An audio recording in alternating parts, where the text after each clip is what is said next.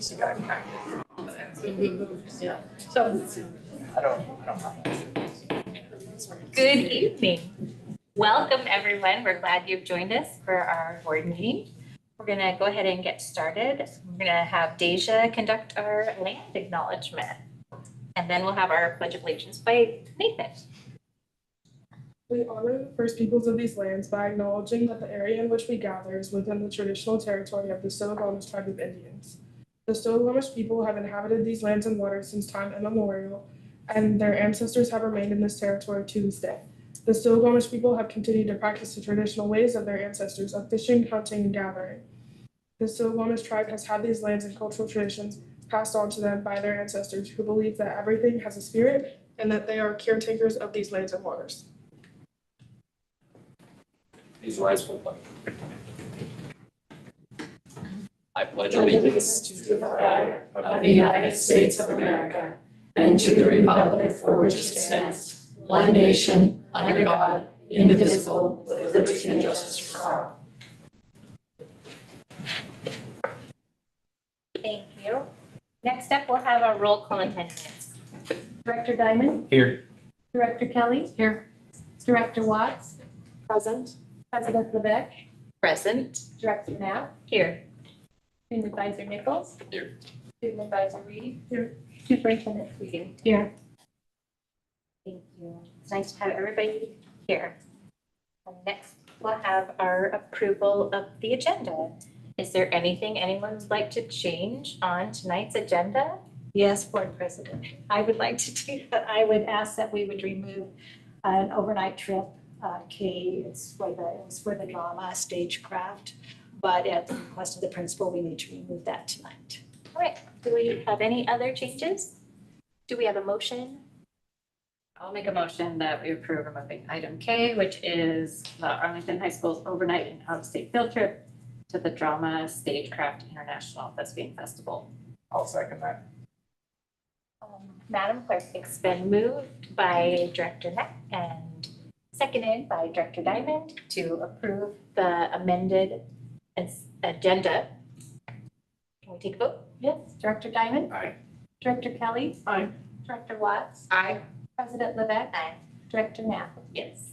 Thank you. The agenda is approved as amended. Next up is our favorite part of our meetings. It's our presentation portion of our meeting. And our first presentation is our student presentation from Post Middle School STEM Projects and Elective class. And we would like to welcome up to the podium Dr. Angie Kyle from Post Middle School with some sixth grade students. If you want to introduce the students that have arrived. Yes. You guys come on up. So I'm Angie Kyle. I teach science and STEM at Post Middle School, and I have with me, super proud to have with me, Mila, Hadley, Kaysen, and Jet. They're sixth graders in our STEM class at Post.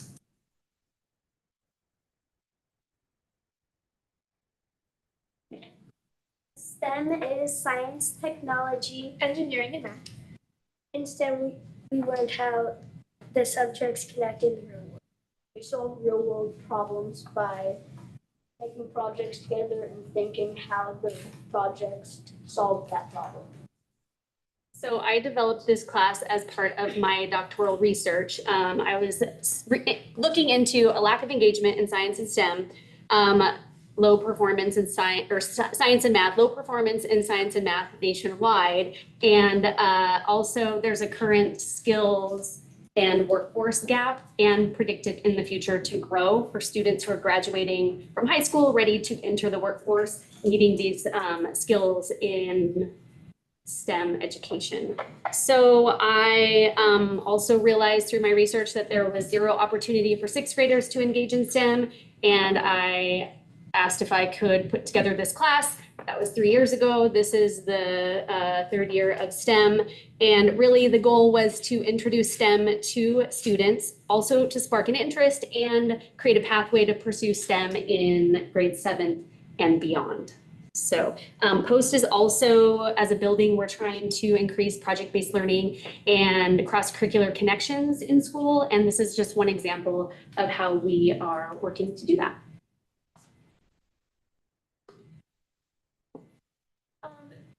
the engineering design and process. In STEM, we learn the engineering design process. We also do hands-on projects and experiments, like when we made soap bubbles on a table and to practice our science and math skills. Guest speakers from STEM careers came to our classroom. One of the STEM students said, "My STEM experience was positive and fun. I love the fun projects and creative atmosphere."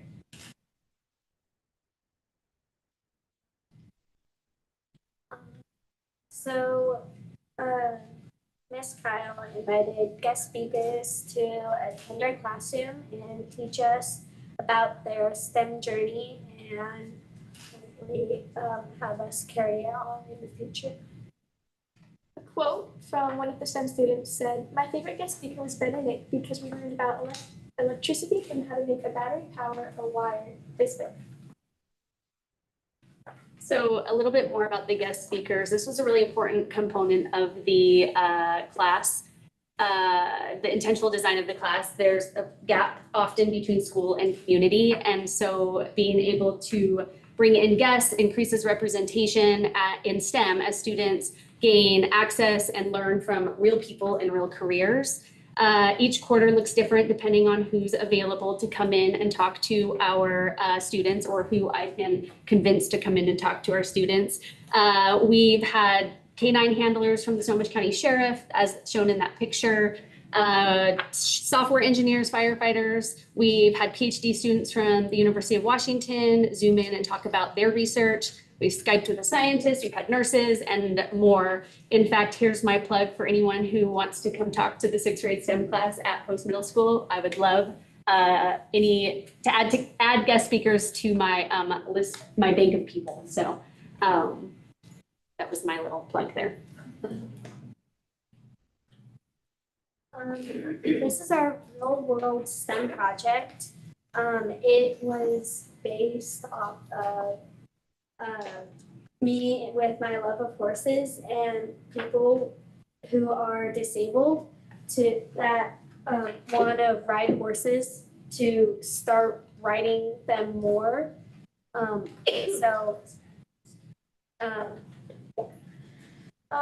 problem was, well, we wanted to make a way for people with disabilities to go on horses because that's really hard for them to be able to do. And so we designed a machine that puts people onto the horse using springs. Our biggest inspirations for this project is Amberly Snyder. She's in the movie Walk Ride Rodeo, and Bryce Quinn was in the show Heartland. Bryce Quinn wanted to sell his horse, then Amy Fleming helped him, and Amberly Snyder was a barrel racer, then got in a wreck and was paralyzed. Then she put a seatbelt on her saddle and continued her career.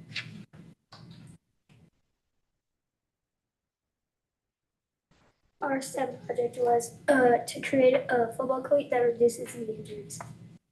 Our problem was many football players got injured during their career, which can shorten or even end their career. Our solution to this was to make a cleat with flexible spikes, which reduced knee strain or knee injury. We also added a wider toe box to help with balance, and that helps reduce the chances of you rolling your ankle while on the field running. Our inspiration was Christian McCaffrey and Robert Griffin III because their careers have been shortened because of their knee injuries.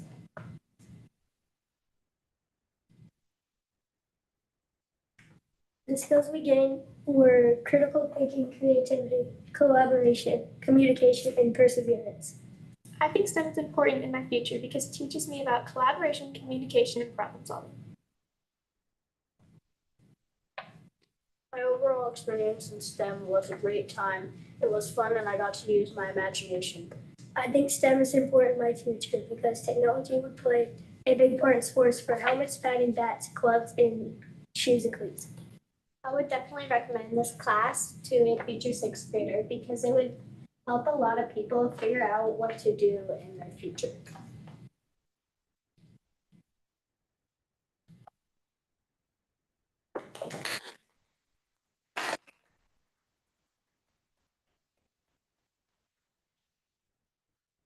How long is the course for? Is it one semester, both the whole year? It's a quarter class, so 9 weeks. We spend the first 4 kind of focusing on different aspects of STEM.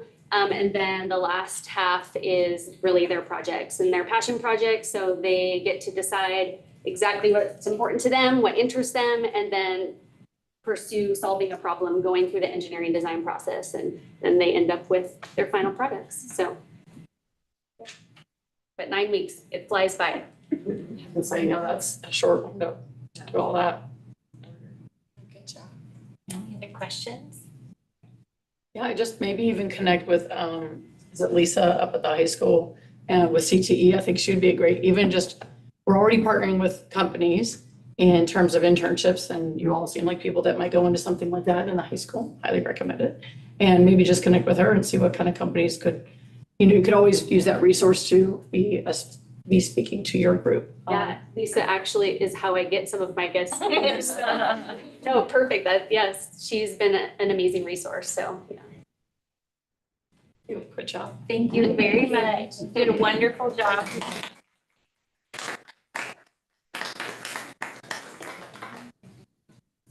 Thank you, post middle school students. That was very incredibly well done and well spoken and well presented. Nice job.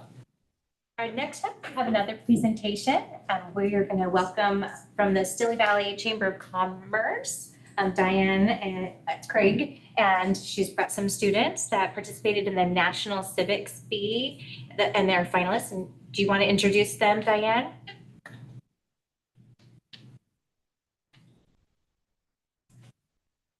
So 2 of our students are still out on I-5. Apparently there's a wreck between here and Seattle. So, You can talk about Sorry. I'm Chase Hall, and I participated in this year's National Civics Bee. I got 5th place, and I was super excited to get the opportunity to being able to answer all of these really hard questions and listening to the music that was a little traumatizing to hear. But I was thinking, what if we made a civics club throughout the whole entire school district? I think it's important to learn about the history of our country and how it's important, and kids can share their thoughts and ideas. So it was really fun. good job. So the Civics Bee was in March, and we were the first Civics Bee in the state of Washington that went this year. 5 of our students get to go to state, which will be on June 21st. So, and then we'll go from there. But the students that participated is Daniel Jackson from Howler. He is one of the students that is out on the freeway. Emma Dorn from Howler. Aram Basak from Heatherwood Middle School. Xander Anderson from Post. He is also on he has a whole presentation ready. So maybe someday we can have him come. But he's also on the freeway. Journey, Samantha Sever, Ethan Otto from Pacific Learning Solutions, Alyssa Clark from Northwest Learning Solutions. So we are in the planning stages for next year, and we're looking at using the auditorium in April next year. So we're ready. Thank you. Thank you. Congratulations.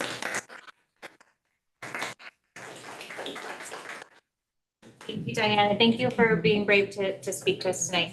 I got to attend that civics bee, and it was very well put together and very, the children were polished and they were very mature, and some of them wrote some essays that were quite thought-provoking. A couple of them mentioned post-middle school. So it was really great experience for them and for our community. So thank you, Diane, for putting that on.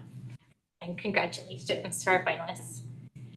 Next up is our next presentation recognition, and that is our Teacher and Education Appreciation Week. Did I say any words right at all? None. Teacher and Educator Appreciation Week. So we would like to welcome up Eric DeYoung and Dr. Sweeting, and we have a presentation. As Eric's coming up, I'm going to just share some words. Last week, officially, the state and the district acknowledged and recognized our certificated staff. And there's a lot of celebrations across the district. But we didn't have a board meeting last week, so we're doing this today. And I would like to first, before I say any more, invite all the certificated staff that are here tonight to come up and stand in front of the whiteboard here. I see some of you. Everything. You were here for something else.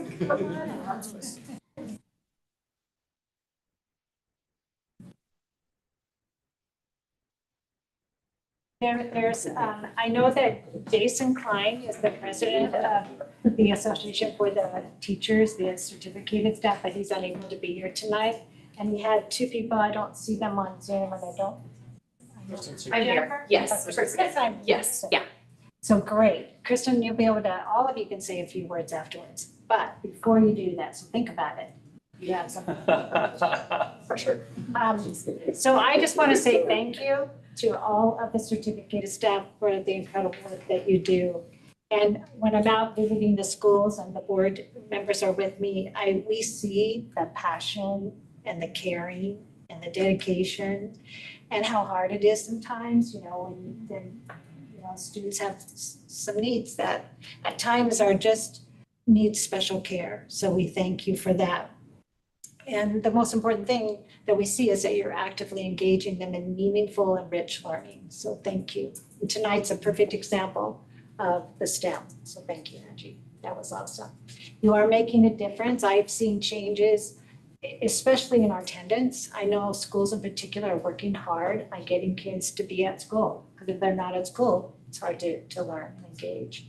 And so that's good. And I know that that's all because of the strong connections, positive connections that each of you make in all the areas that you are serving, and it's awesome. So you are simply M&M, which last week we sent out these little tokens of sweet appreciation, which stands for magnificent and marvelous. So marvelous and magnificent.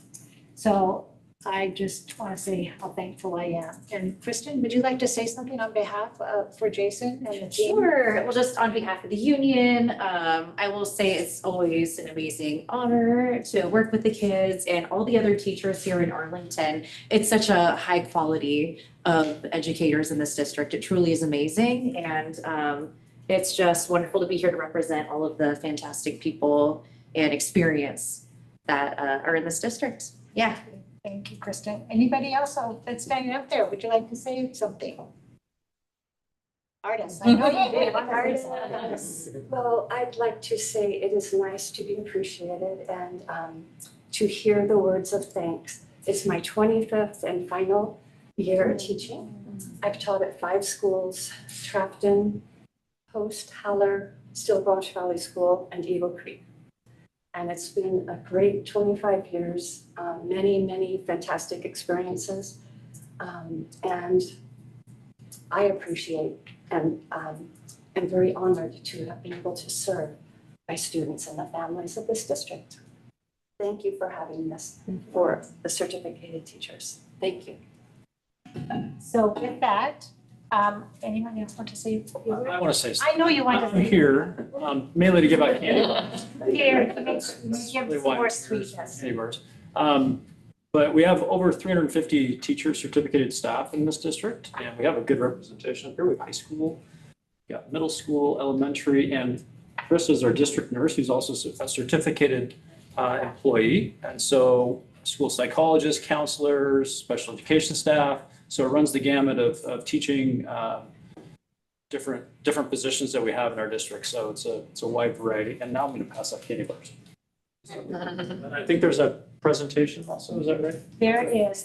We've got a video that's been put together that is focused on how M&M you are. So it's, but in order for you to watch it, you might need to either move away from the screen or that would be great. Again, thank you. And watch the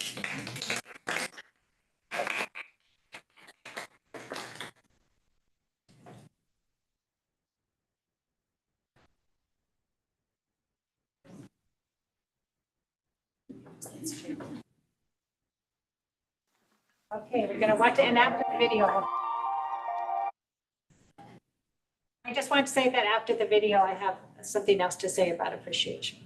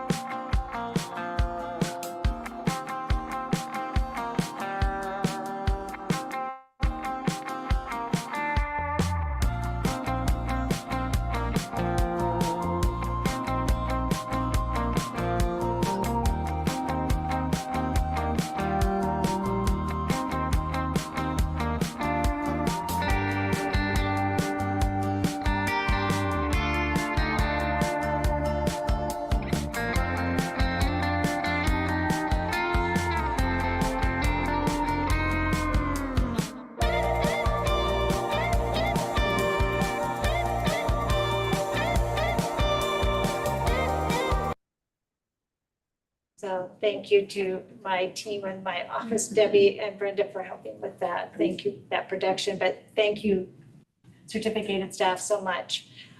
Also, last week was Nurse Appreciation Week. And so I know we have a new business item that is focused on our health team, but I'm not sure if Chris is going to have them all come up. So I would like you to please come up for a moment, all the nurses that are in the room. Just a few. Can we come up then? Okay, you can come up then, and we'll wait for more because they definitely are M&M as well. So, okay. Thank you very much. We really appreciate our teachers. We wouldn't be here without you and our students. Next up, and all of you that were here for the presentations are welcome to stay, but you don't have to. Can I make one comment? Yes. Not only was Nurse Ann a fabulous school nurse, but she was also someone that was instrumental in my education, and I got to go and be precepted by her for a little bit at Camp Prairie. So thank you. It's been almost 20 years. You taught her well. Thank you. All right, next up on our agenda is our approval of the minutes. We have our study session and regular meeting minutes from April 28th.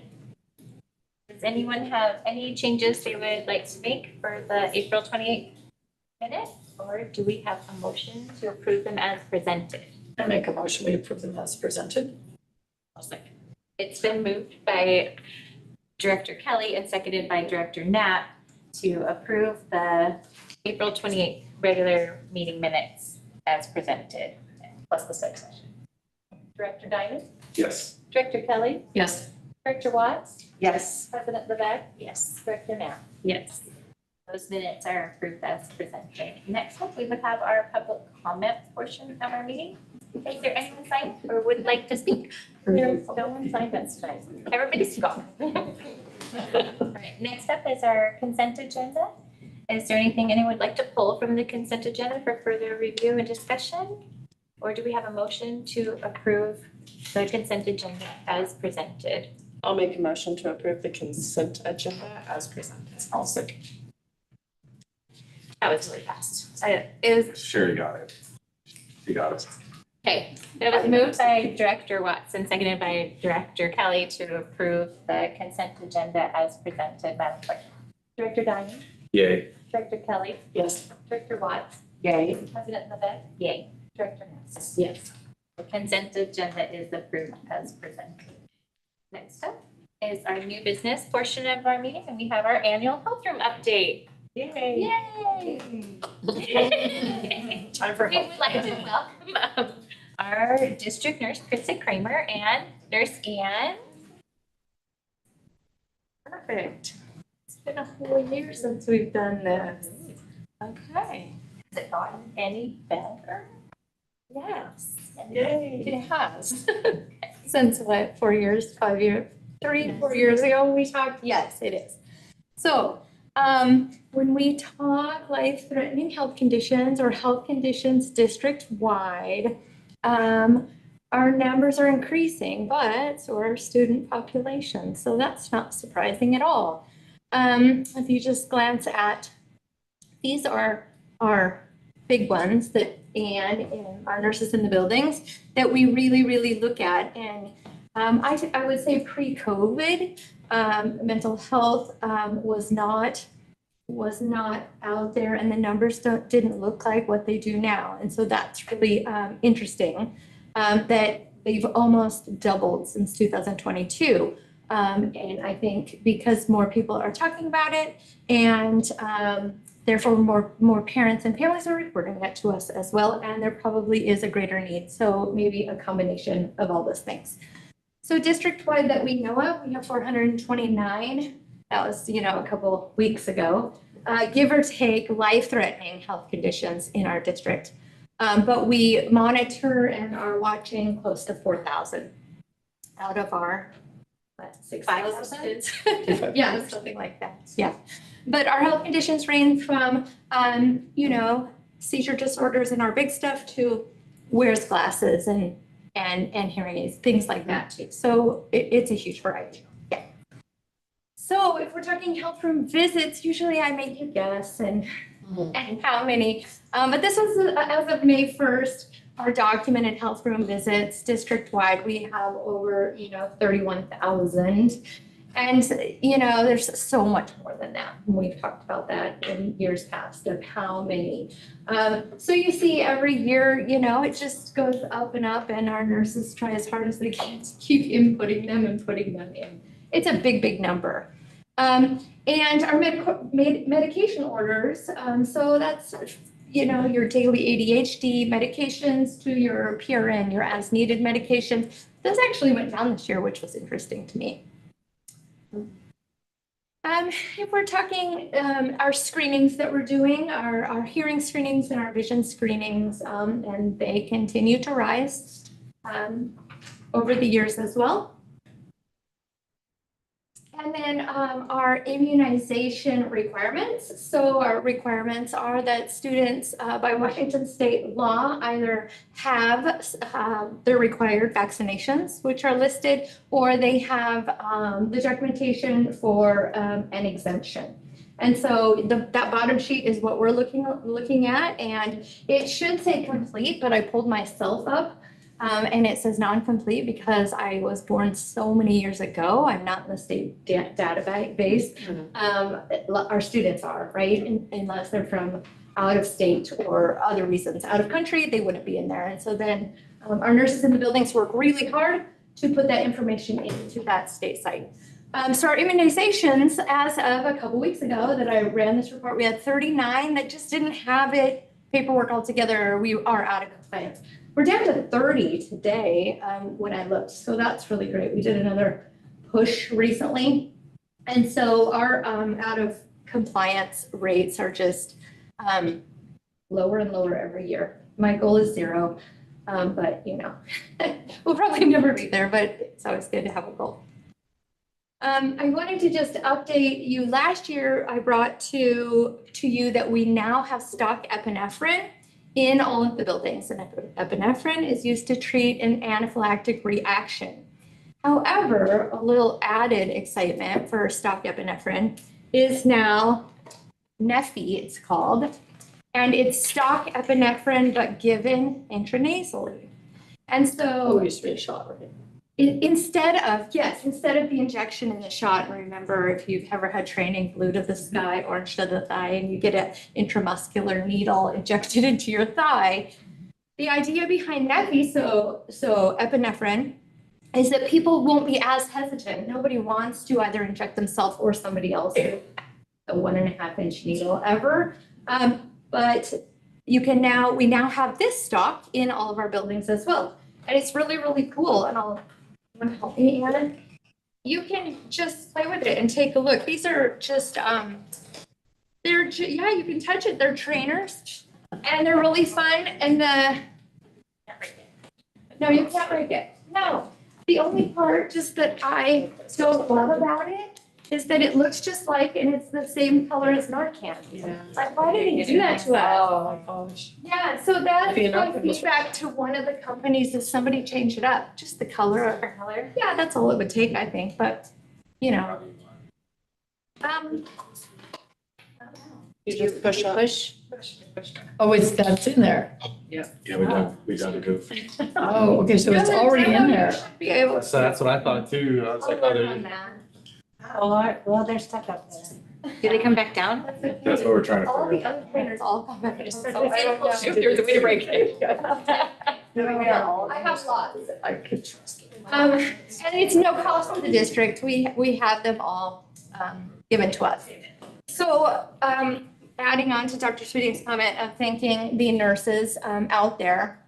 Last Wednesday was School Nurse Appreciation Day. And so our wonderful school nurses, and I just wanted to give a huge shout out to Anne specifically. Last night I said, Anne, please come with me. Anne's also retiring this year from Camp Prairie, which is good for Anne, bad for us sort of news. After Smiling. after I think 28 years, was it 28 years? 28 years in the district. 28 years. It's, Yeah, so replacing Anne will be really hard to do. She's left some big shoes to fill. And she's taught me so much too. Over the years I've been here, I go to my veteran nurse. What do I do here those first, 7 years, which I still do. So that is our presentation. It seems like I'm always giving you the same information, but a little bit different, and it's good to get. Any questions at all? Just to share with you that at my school, I'm a first grade teacher in Lakewood, and I'm always cognizant after your very specific details about how many visits, and it's like 39,000. So I'll tell my kids, broken, bleeding, or barfing. Like, if it's not one of those, please just stay in the room and stop leaving the playground to see I think honestly, it's an emotional support issue. I really feel like 80% of those visits are check-ins with a very kind person. I said, we need to bring back the unkind nurse. There's a little dose of, my nurses were not nearly as kind as you all are. So I was definitely reticent to visit the nurse if I had to. Well, we do appreciate the teachers saying, no. But they do like to say hi to the kids and have that relationship. Curious if there's any data kept, because you're saying mental health conditions are on the rise, if like somatization, if anxiety with tummy aches, right? Or pain, if there's any information on that as well. Maybe not information, but if you're seeing a correlation with it as well. I would say absolutely. Yes. Okay. Yes. And real symptoms, right? They have real symptoms because of that. But definitely a correlation because of other anxieties and anxiety, depression, other things that we see all the time. And then it manifests in the health room with your stomach ache, your headache, your, overall just don't feel well. 31,000 is quite a number. Wasn't it when EverClinic first opened, that was they were so proud because they had 30,000 visits in their first year. And we're open 180 days. I know it.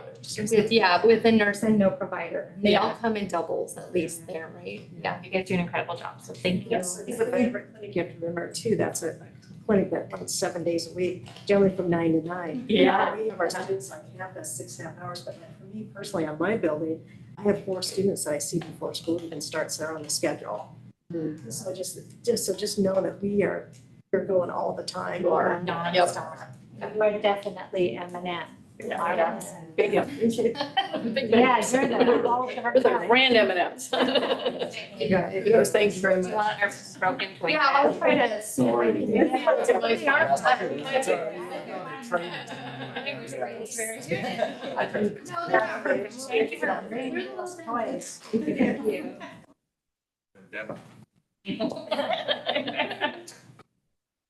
Next up is our policy 3246, restraint, isolation, and other uses of reasonable force annual report. We'd like to welcome Dave McKellar, our Director of Special Education. And is Brenda with you? Nope. No Brenda. Same Brenda. Welcome, I got Dave. it. I'm down to 3 of these. Your board meetings, 3 left. But who's counting? Who's You're gonna miss us. You can come back. You can give public comment. Thank you. You're in free time. Well, good evening. So we do this every year again. Also, it's an isolation restraint report. We'll just jump right into it. Oh, did I already go? Yeah, I'm watching there we go. Okay, I'm watching my screen. Okay. So just for context, I went back to 2 years ago, 22, 23. Just so you can see number of isolation and restraints, we just combined them, the reports combined for the state. Then total number of students, and you'll see by building. Number of students with 4 or less. We just picked a number, but 5 to 9 seemed to be a range that was kind of in there. And so 4 or less, so there's only in the course of a whole year, that many instances, or number of students with 5 to 9 isolation and restraints, and then number of students with 10 or more.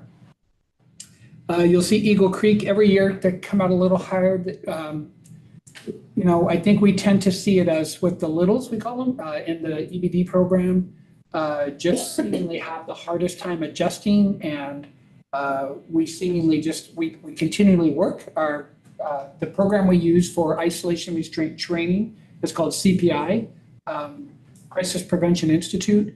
And Chris Antelak is our instructor in our district. He's trained every year. And then he trains all the district employees in our programs who use this, as well as bus drivers, monitors, different people. And he's one of those 2 teachers that are in the program. But again, it's probably the littles, the K2 group that seemingly have a lot more opportunities for struggle there. So you'll see it's a little interesting note here on that first column. The total number for the year was 461 instances of isolation and restraint. If you look, total, which included 42 students overall, I'm going across the bottom row there. 21 had 4 or less, 12 had 5 to 9, and then 9 students had 10 or more. We jumped to 23-24. Go back to that number, 461. Hope I better show you that. And then we go to 23-24. We had 166 overall.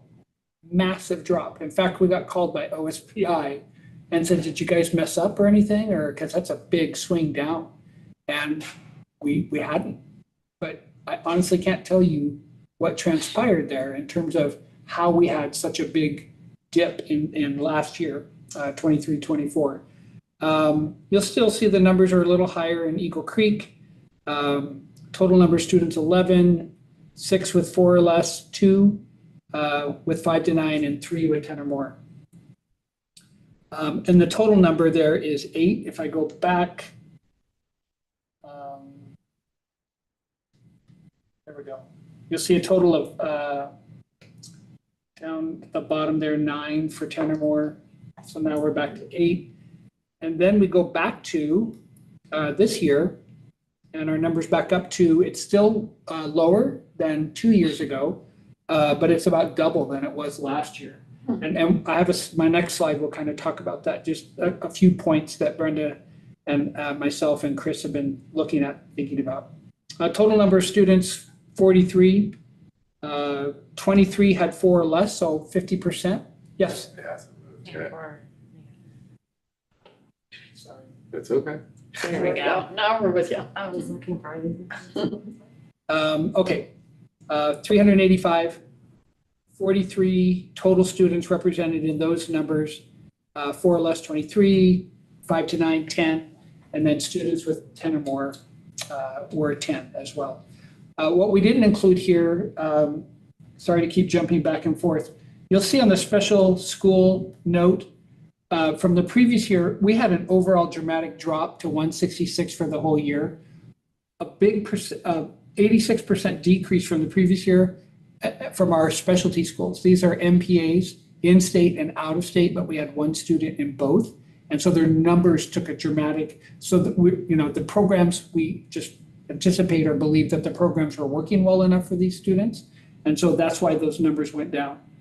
MPA out of state is the 1 student who had 5 to 9. Okay, now I'll go back. But this year we have like two isolation or they were isolations. They weren't restrained so much for one of our students who is in Idaho, non-public agency. And so, but we forgot to put it up there, but I just want to make note of that. In this case, again, you'll see across the board those numbers. And so we're still less than 2 years ago, but we're double what we were last year at this time.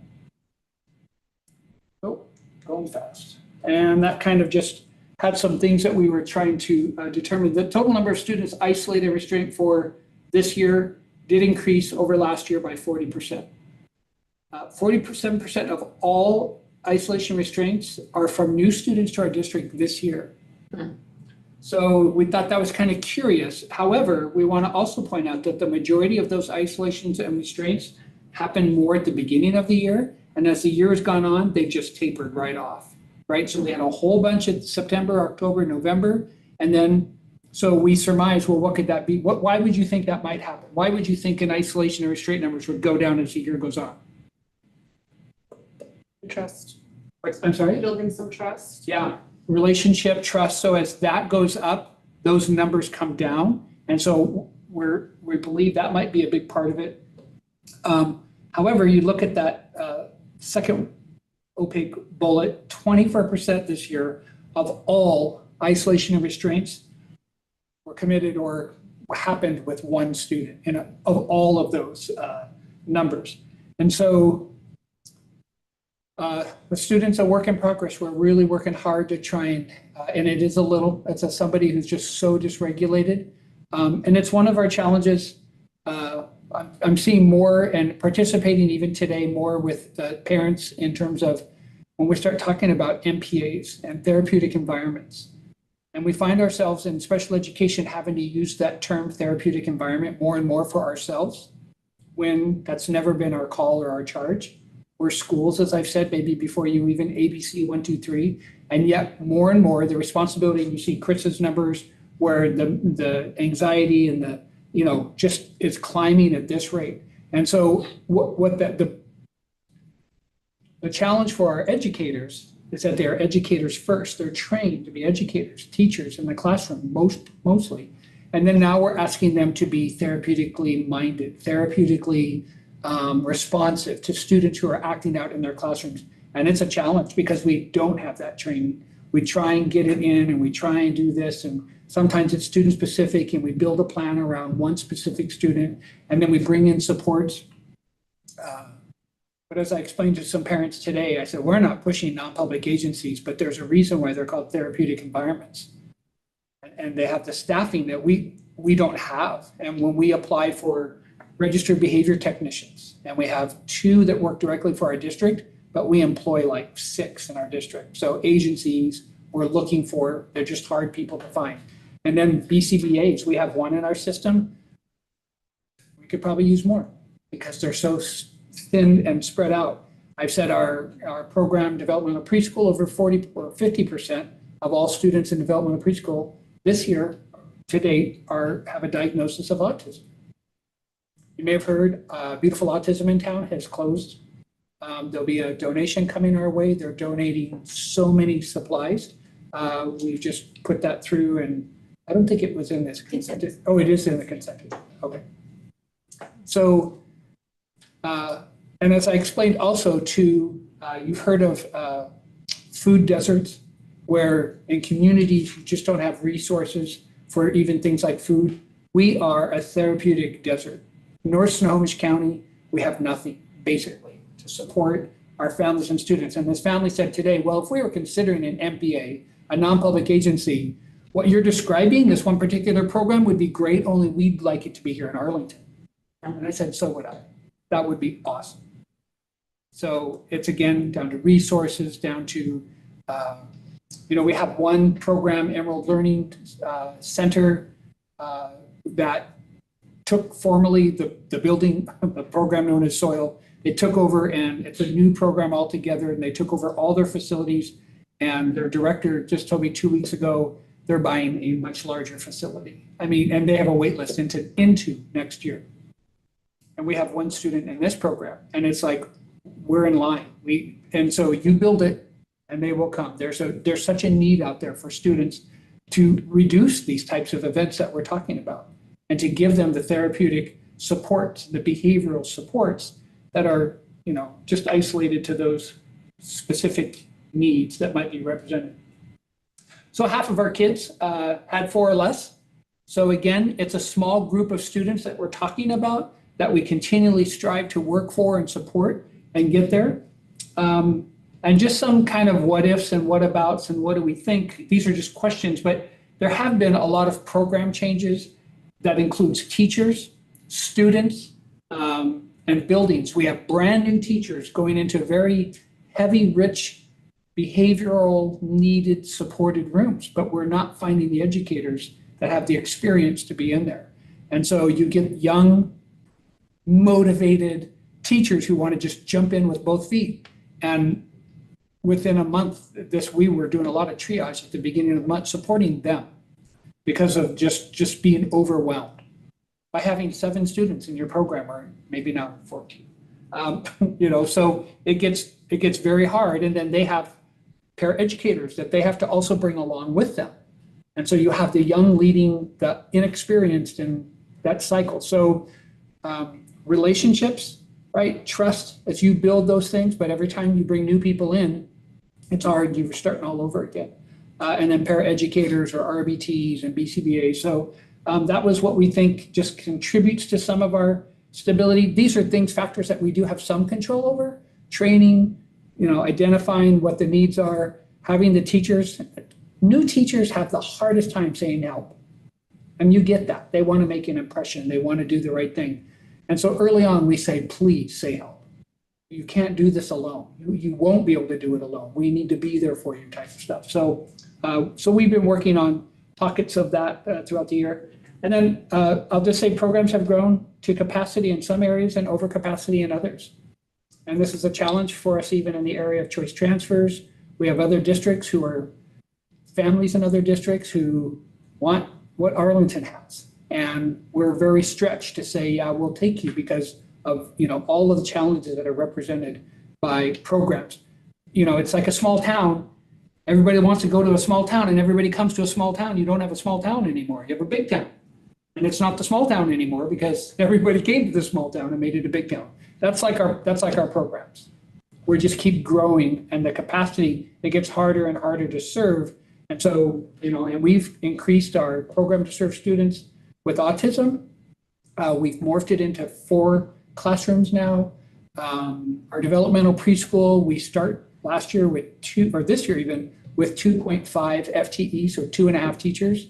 And now next year we're starting full-time 3. They're just coming. And so we have to just try and keep up with that. So every time that happens, it presents challenges to our system. And so we try to pivot, adjust, address. Any questions about any of what I've shared? Yes. I kind of have like a 3-ish part question. My first one is like, what kind of qualifies as an isolation or restraint? Because it's like, I'm not really sure about that. So. In its most basic sense, an isolation, and the RCWs call it out. In fact, I can't show you on you're not looking at my computer, you're looking there, but I had pulled up, there are RCWs, Revised Code of Washington, there are laws, right? And so they specify it very, very clearly what an isolation is and what a restraint is. And basically, an isolation is if a student is put in an environment where they cannot leave by their own free will. And in some of our programs we call them safe rooms. And so they might have a locking device. You can't lock them in and walk away. It's a lock that you have to hold up a bar, and you have to have visual on them all the time. They can't just be left alone. And so, but if they can't leave, then that's isolation. Now, ironically, in some of our programs with these rooms, some kids elect to go in there. They find that the smallness of that room, the safety of that room, but they can come and go. It's maybe last week they were in there once for an isolation. And this week they're saying, can I go in there for a sensory break? Lights are off, the door's open. Yeah, go ahead. It's not, that doesn't qualify then as an isolation because they can leave at any point. This pretty much the same with the restraint. And the laws are that if you imminent danger, harm to self or others. So we have kids who picks up a fire extinguisher, is ready to throw it. We have to figure out how to get that out of their hands, and possibly there might be a restraint in that until the moment that threat, as imminent as it might have been, is over. So a restraint could be anything from seconds to a minute in some cases, and even then it talks about ways you can't restrain. You can't have a student down face on the ground. It's called the supine position, but down on the ground with people even just restraining them. You can't have them on their face, on their front side. So it's very prescriptive. And we cover these with all the staff members who are trained in isolation restraint. They practice holding, they practice what it takes, but the most important part of the whole training that happens annually is how to look at how to de-escalate, how to work with the problem before it becomes a problem. And so that's where we put the bulk, 75% of the training, and then the other part is in the isolation and restraints. And then the other part of my question was on the first chart, there was a section that said excluding Howard Middle School. It said that there's 294 without Howard Middle School. Yeah. And then I was wondering why the high school isn't on. Is there a specific reason the high school isn't on there?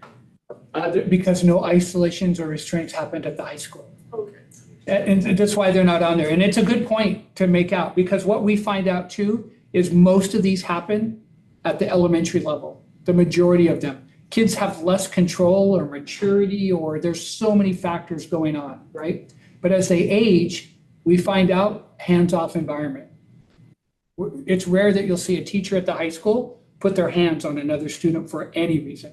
Maybe to break up a fight or maybe to prevent injury that way. But the moment they get them apart, they may shield them or block them from something, but you're not going to see them put them in a hold or, by then 911 or SRO or something else is happening. Haller, I think in this, this is 3 years ago now, but I believe that if we took Haller's numbers out, that 167, which happened to be mostly one student.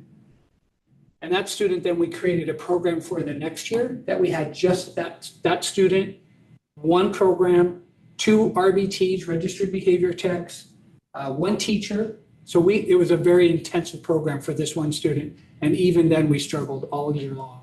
And then they ended up moving out of our system. And now they're with a state agency in a more therapeutic environment, which that just stymied me that they moved to Seattle and boom, they're in a program. But around here, we can't find them. We can't get them in. So anyway, sorry for that comment. But yeah, so we would have had for the year, instead of 461, 294, save for if we took Haller's numbers out, because it was one very challenging female student that we had that was just, blew our numbers out. So, okay. Great question, Stephen. Yeah, I was curious if the EBD programs, if there's any standardization across the EBD programs. Because one of the things that I've noticed that I'm running into too is like kids will move different schools and they'll have to learn a new system within the same EBD program. And so mostly becoming what we call program dependent rather than adult dependent. And so when they do transfer, that they're not learning an entire new system, you have to start over. So I was just curious if there was any standard. Yeah, at the elementary level, so we have K2 portable and a 3-5 portable. And so they're communicating often. So the leveled system that they use would look between those two programs. What we find, and years ago, we brought in a BCBA, Dr. Cash, if you remember, and he helped us put together like this manual, this program for K-12. But what we found out is once you get to middle school, the numbers just from elementary, and we think it's that maturation process, and it becomes more isolated to that program maybe, but they're working on periods and they're working through, bell schedules, and they have to work through content, unlike in elementary where it's complete containment. You're kind of, in that regard. And then to answer again, Deja's question, once you get to high school, it's hands off. Now, we have some kids who you want to have been up at the office sometime and they come barreling through and they're mad, right? But it would be probably more escalating the issue to get involved that way. They're not hurting people, not that I'm aware of, they're not throwing things at people, they're just angry or they're upset, something's happened, right? So we find that, and it just doesn't happen. And probably, again, it would be interesting, and I don't think it happens very often that the SRO gets involved either. We don't track that. I mean, they would still, if an SRO at a school had to restrain them, we would expect a report from that because they're working on behalf of the school district. Once the badge comes out or once there's a suspected crime, if this really, you've probably dealt with this in terms of just internal dialogue, but about the roles of an SRO and what they can and can't do and who they act for and who they're employed by and who they're not employed by until something shifts. And I can't tell you what that is.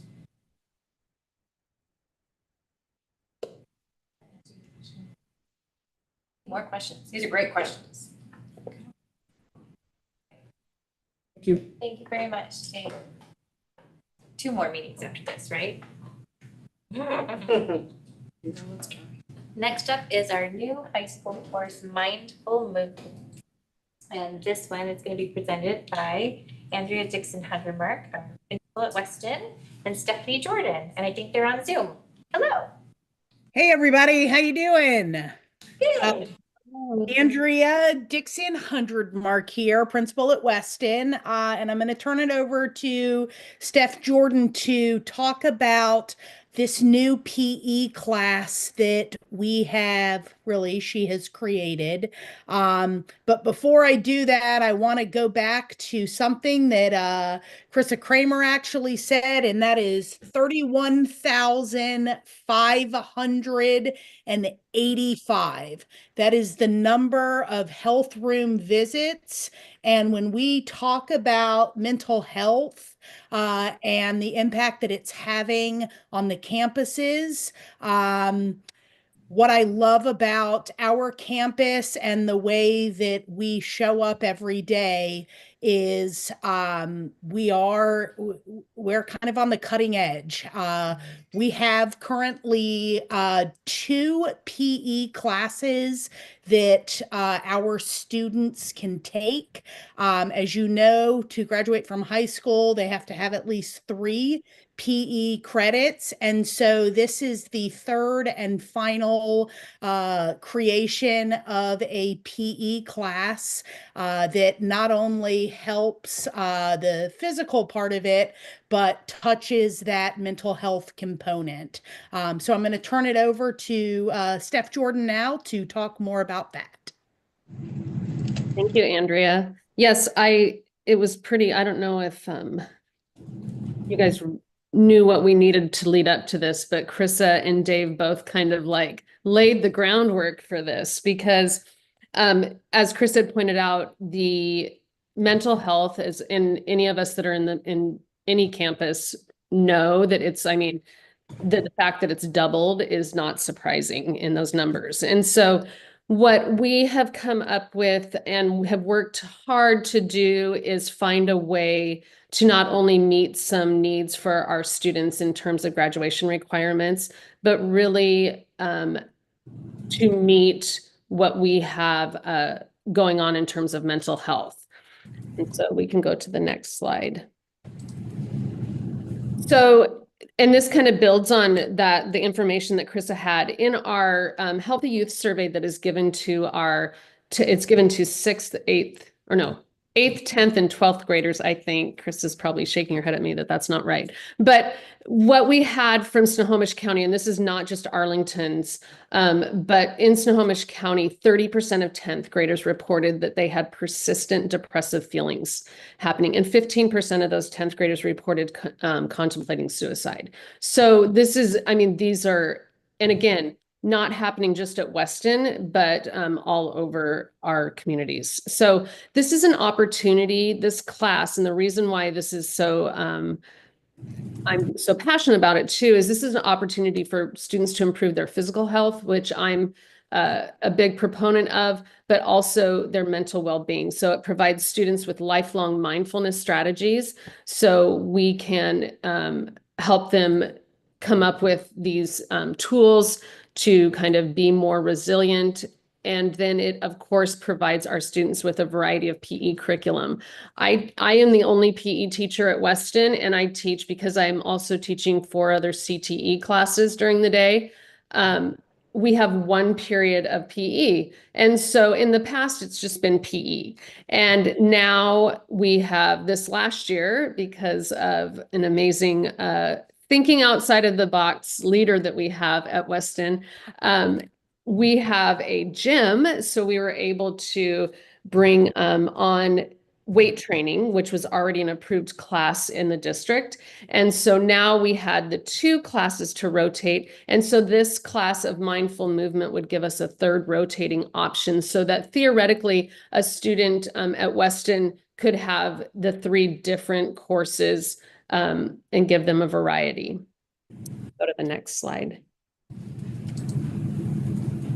So what does mindful movement do? So it definitely, because it is a PE class, it blends strength building exercises, flexibility training, and then the piece of it that's the mindful piece is breathing and mindfulness techniques. So this is going to enhance, like I mentioned before, their physical and mental wellness through learning how their body moves, learning how to use their breath to be aware and how that impacts their body. One of the biggest things I love about, and as I was building this class that I wanted this to be, is accessible to all. So one of the things I've really had my eyes open to at Weston is the fact that many of my students do not know what their bodies can do. They don't know how to move their bodies. When we were pulling together the beautiful gym, and if you haven't seen it, come down to Weston and see our gym because it's fantastic. We have some stationary bikes in there, and I had a student who did not know how to get on the bike. They had never been on a bicycle before, so they didn't know what the pedals did. They didn't know how to, it was like getting onto a horse and they've never been on a horse. They didn't know how to get into the saddle. And so I think the idea of this mindful movement is that everybody has a body that can move and they just need to learn how that moves. And when they do that, it's going to open up a whole lot of doors for them. And so, and in addition, when I was going through this, I've really developed it and presented it through a trauma-informed lens. So there's a lot of language that's used that I'll use when they're learning different flows and different things that will be aware of the fact that there are some things that can be uncomfortable for people. So when we're talking about, you know, being centered and feeling like we can, maybe you want to close your eyes. Some people that's really uncomfortable for them and it causes a lot of anxiety. So there's a lot of different language that can be used that is trauma informed and making it so that everybody can have a good experience with it. I also think that this is a class that for some kids who maybe don't see themselves as the athlete or don't, you know, aren't comfortable lifting weights, this is opens up a whole different arena for them. All right, you can go ahead and next slide. So just a little overview. It is one semester long, and as I had mentioned, our target audience is just the high school students, so 9 through 12. This has, what I love about this is it has not only our PE standards that we need for graduation so that we can earn credit through OSPI, but OSPI also has come up with a framework for social emotional learning standards. And so I have incorporated those pieces into it, and I'll show you here in a moment, and how it meets, if you're familiar with the CASEL framework for social emotional learning, OSPI has built on that and created a framework to go by. So I've incorporated that. So you can go ahead and next slide. So I've set it up for it to be about 4 units. I do that because we're set up at Weston to have what we call CAPS. We have different grading periods. So that's credit achievement period. I think I always say that wrong.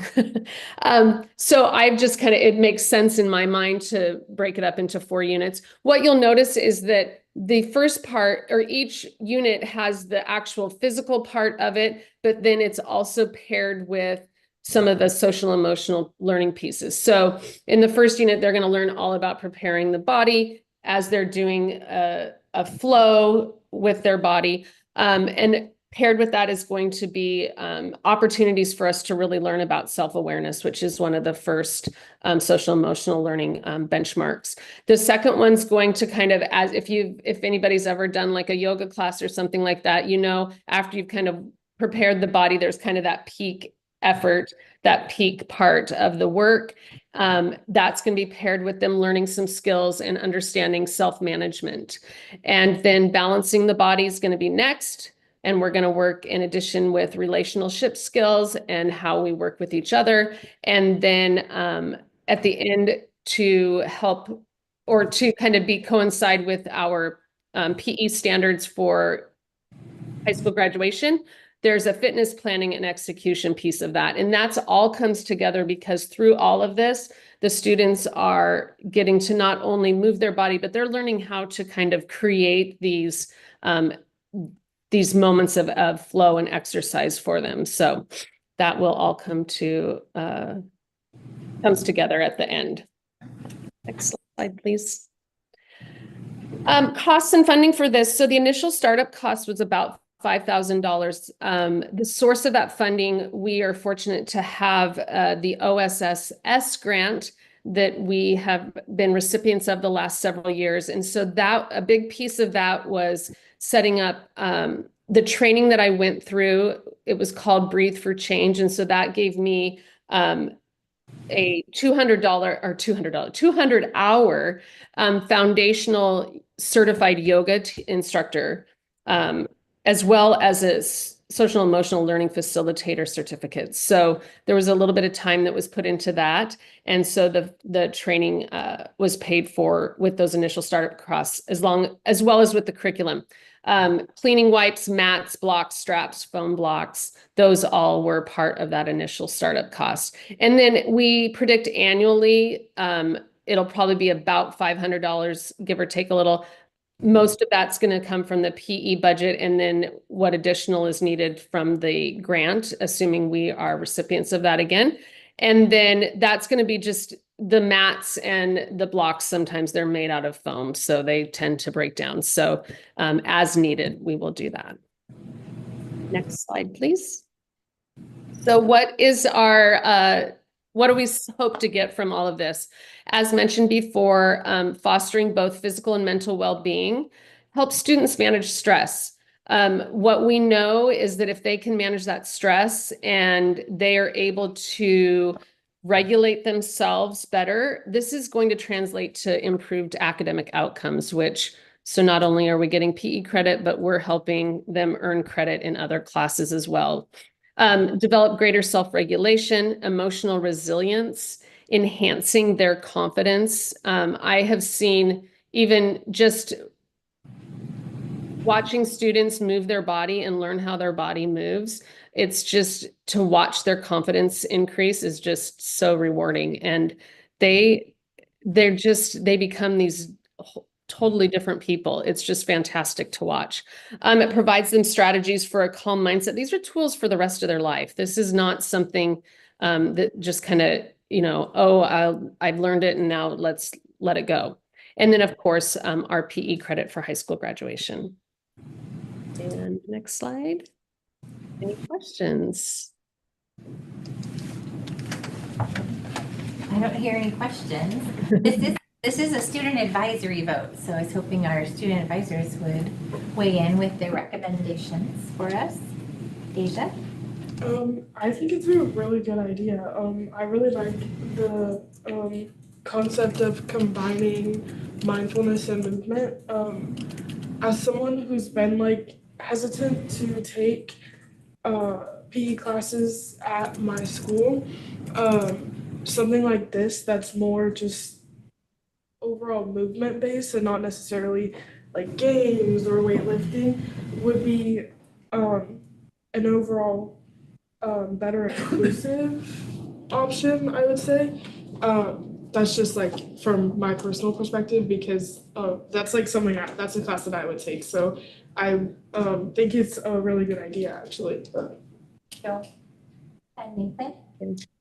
Yeah, initially I had a lot of questions about how the class would work, but you thoroughly answered every single one of them. So thank you for giving us that presentation. I agree with what Deja said. There's a lot of students who have a huge gap in understanding their bodies and understanding where they kind of fit in. And this class would definitely help at least take baby steps to kind of bridge that need of understanding where their body is in space and how to move it properly, but also carrying on these lifelong skills that everyone needs. So yeah, no questions. Thank you so much for that. Thank you. Thank you for our student advisors weighing in. Next up, we'd love a motion.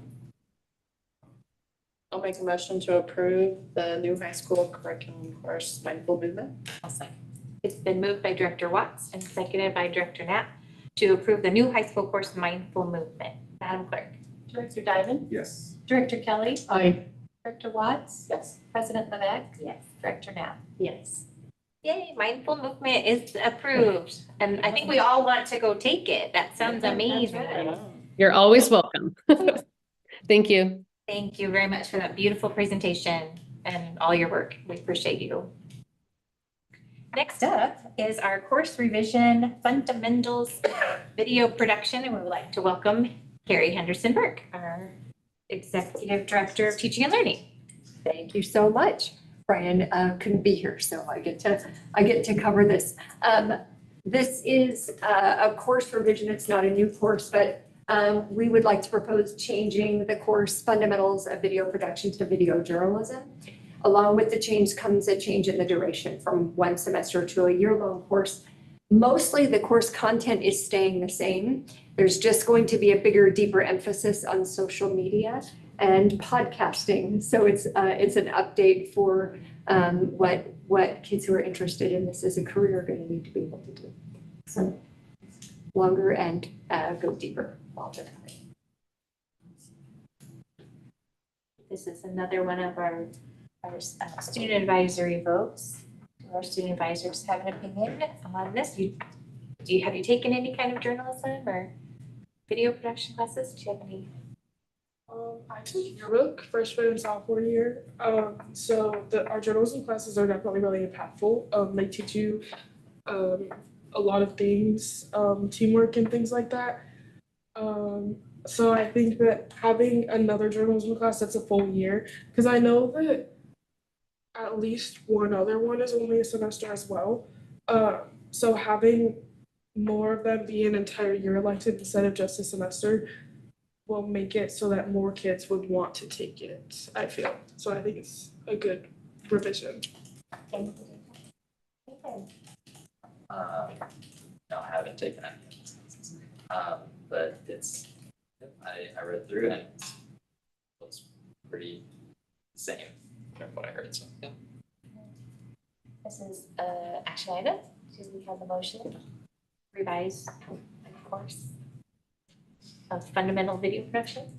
Motion to revise fundamentals of video production. It's been moved by Director Diamond and seconded by Director Knapp to approve course revision for fundamentals of video production. Madam Clerk. Director Diamond? Yay. Director Kelly? Aye. Director Watts? Yay. President Levesque? Aye. Director Knapp. Yay. That course is approved with the revisions. Sounds like fun. I hope we get to see some videos. Next up is our first reading of Board Policy 4130, Title I, Parent and Family Engagement. And we'd like to welcome back Carrie Henderson Burke, our Executive Director of Teaching and Learning. I've missed you. Okay, so this is the first paragraph looks significantly different. In truth, it's not.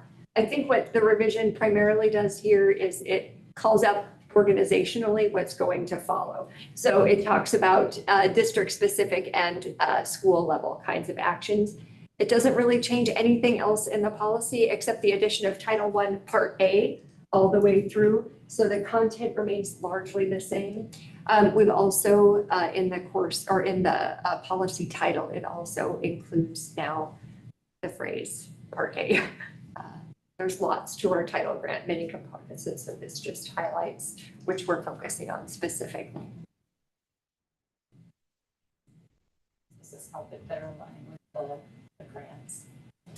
I think just the clarity around what part of title is multi-million-dollar grant, and so there's that part to just continuously call it out. But don't lose sight of that it's just part of it. Questions or suggestions for improving this Part A? Thank you, Carrie. Next up is our second reading and adoption of Board Policy 1250, Student Advisor to the Board of Directors. And Dr. Sweeting's going to talk about that, and it's also a student advisory vote. This is second reading. The changes that are in the policy just are clarification of the commitment of our student advisors. So the number of meetings that they would attend on different occasions. It also mentions the student advisory vote, so we're putting in language what we are practicing now. And then at the very end, the very last paragraph, in the case that an advisor leaves before their 2-year term, that we will find a replacement. So we have that situation this year because. Somebody made history. So now a policy is being changed, just so it's clear about what happens. So do our student advisors have any comments? And what would your vote be for this? I don't think I really have any opinion on this because it's just honestly just clarification for it. So it's just makes it so that it's written out that if this were to happen again, then you're gonna find someone there. So then yes. yes, sorry. And then Nathan? Yeah, I was just looking at the first sentence. That was revised, says, and attend all regular board meetings, generally 2 per month, and special meetings or workshops, generally 4 to 6 per month. Per year, excuse me, per year. Let's see. Special workshop. So it's clear, Yeah, In I'm this, thinking, is it, so it's just accounting for all special meetings and all workshops added up. Like graduation and our. Was the conference. Yeah. and I copied this, the application that we Yes. filled out, I copied this, and so it's clear on the application, but it wasn't clear in the policy. Yes, I would vote yes to the amended changes. Thank you. I think that we've heard from the people that are most directly affected by the policy, which is the best kind of advice to get. Do we have any other comments or changes anyone would like to make, or do we have a motion to approve for second reading adoption board policy 1250 student advisory to the board of directors? Make a motion, we approve board policy 1250, student advisor to the board of directors. I second that motion. It's been moved by Director Knapp and seconded by Director Diamond to approve for second reading and adoption board policy 1250 student advisor to the board of directors. Madam Clerk. Director Diamond? Yes. Director Kelly? Aye. Director Watts? Aye. President Levesque? Aye. Director Knapp? Yay. That motion is approved and board policy 1250 is adopted. Thank you. Next up is our informational items, and we'll start with our superintendent's report. So I just wanted to do a shout out again for our nurses and our certificate staff because they're awesome. And then I wanted to share, I did attend a women's and superintendent conference last weekend. It was really informational and a good opportunity to work with other superintendents, but to hear from the state, what's happening with budget and the end of the legislative session. And the last thing I'd like to say is we have 5.5 weeks left of this school year, so we're gonna finish strong. Not very much longer, but it's counting, right? All the teachers. Next up is our legislative update and discussion. Director Kemp? Not much to share, just looking, I know we've had a sort of a changing of the guard. I had my email from Logan, I think he'll take over Marissa's role, if I understand. Yeah.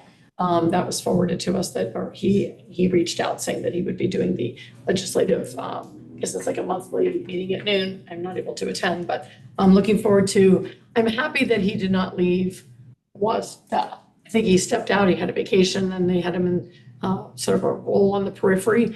I really like him. He's younger gentleman, and I'm interested to see his energy that he's going to bring to that role. So I'm looking forward to that. And then of course Marissa's great, so stepping into her new role. So not much, just looking at what we want to think about over the summer in terms of, as we know, it's advocacy throughout the year. So I think we've made that change in our mindset a bit, and reaching out to all of our legislators and providing them with where our needs are and how they can serve. Yeah, so that's it. Thank you. Next up is comments from board members. I'd like to hear from our student advisors first. Nathan, do you have anything you'd like to share with us tonight? Not a lot this time. Just that recently we had the interviews for the upcoming student advisors, and I was very impressed. Seems like I get caught up in all the negative things that happen, like much like other people, that we need to take a step back and notice that there's a lot of good things happening in the world, good things happening in the district. A lot of people who want to inspire and want to create a lasting impact on our community. And it just takes those small days, those small reminders to really help us. So I felt very honored to be part of the process. And I felt very heard as a interviewee, but more importantly, as someone whose role is being replaced. I felt very heard by the interview team, so I'm very grateful. Thank you. Anything else you want to share? Are you counting down to graduation, both of you? I'm trying not to. Oh, okay. Enjoy it. Looking forward to the championship series in track. There's some extremely high competition coming up, and we have some state competitors on our team. I'm really excited to see race and to see throw. So very cool. Director Diamond, anything you'd like to share tonight? Shasha, do you want to share anything? Sorry. Good thing we have Matt to help you. I just wanted to say I thought it was really cool what the STEM class was doing. I've never heard of that class before. Like I've heard a little bit of stuff about it from kids that I know that went to Post, but I went to Howard, and at Howard it's 6th, 7th, and 8th grade science, and so I thought that was pretty interesting. But other than that, I don't really have all that much. I kind of am counting down the days to graduation. I'm pretty excited to wrap up my high school career and just move on. I'm very excited to move to Seattle. I'm so incredibly excited. It's one of the most exhilarating experiences in my life. I just dropped my chapstick.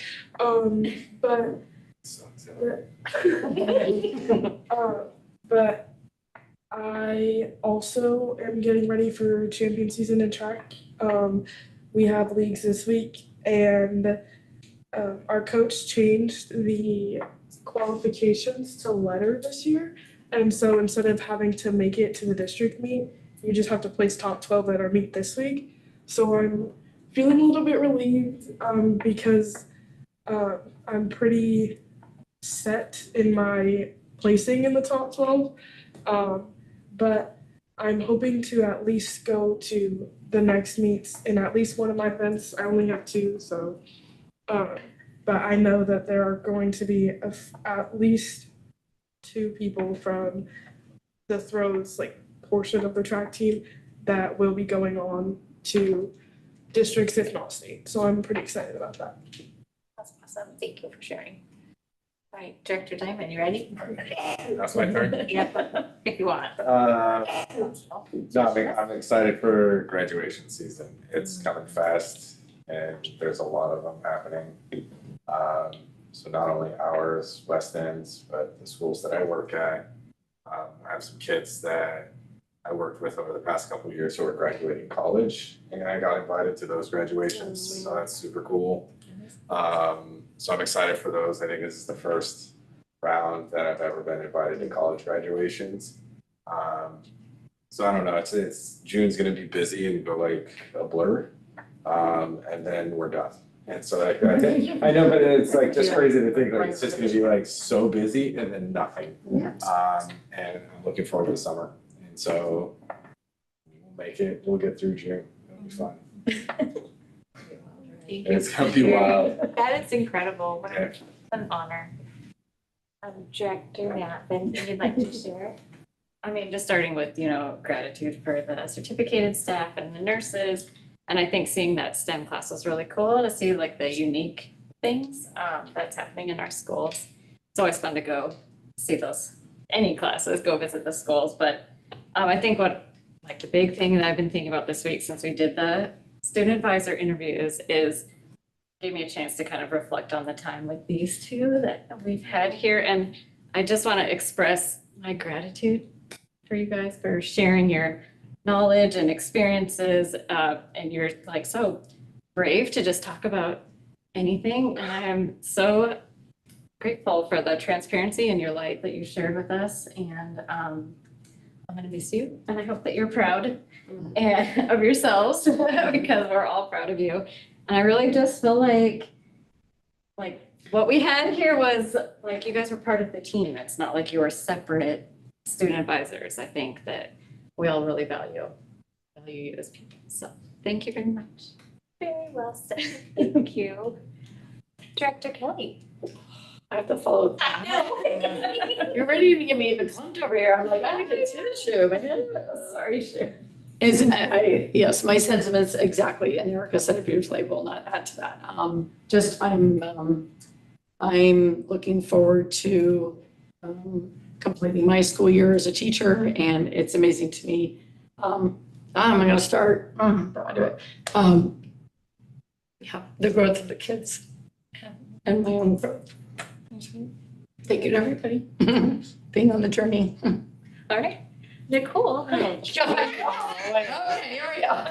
not ready to say goodbye because I have such sweetness feelings for Nathan and being Flight and Deja. You and I joined those together, so I'll save that for another meeting.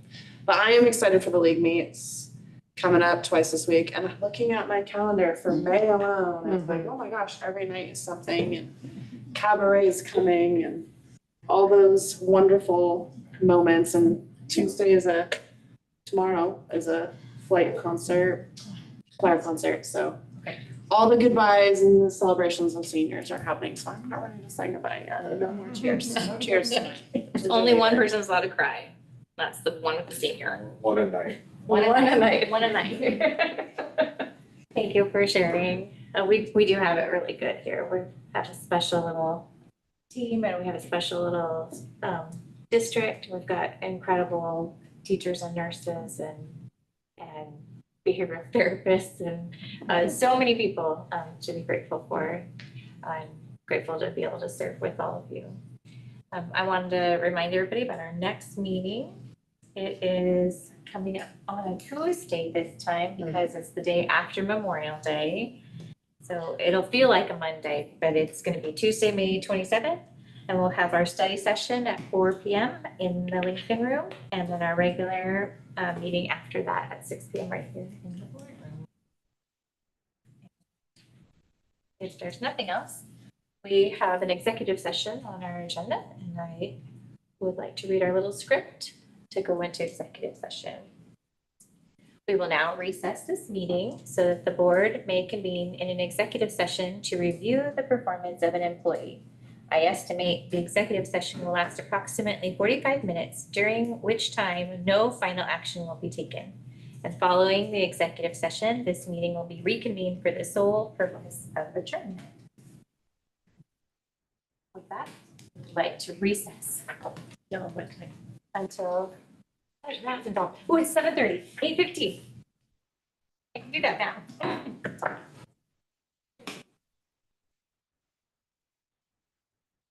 Bio break. That's not true.